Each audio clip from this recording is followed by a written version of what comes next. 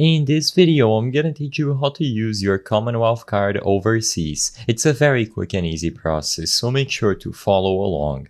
If you are worried about using your Commonwealth card overseas and you want to ensure that you will be able to use your card in the currency of the place that you are traveling to, all that you have to do to ensure that everything goes flawlessly is to get a travel money card. You can obtain one as long as you have a Commonwealth bank account and you can load it up with up to 13 currencies. This makes it very convenient because, like I said, it is very easy to budget this card and you can ensure that you won't encounter any conversion issues when paying using the Commonwealth Travel Money Card. You can find more information regarding the card on their website, so just go over to the travel section and select the card. They have all the rates and the fees over here, and as long as you are a member of Commonwealth, you will be able to apply right through this page. So all that you have to do is click order online when you go to the website featuring the card, and you will be able to apply online, which is more convenient but will take up 5 to 10 business days, or in a branch, which is instant.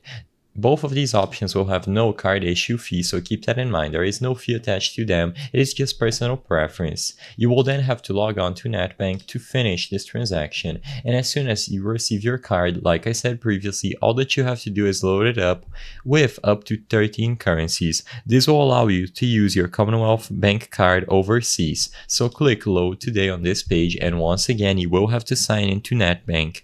I do want to say that, unfortunately, I do not have an account on the Commonwealth Bank, so I cannot fully demonstrate this process, but by signing into NetBank, you will be able to load it up with any currency that you wish, and you have extra card security when using this card overseas. Just make sure to do it through this page, and you can also check out their foreign exchange calculator to see how much you have to place into the card and how much you are going to receive.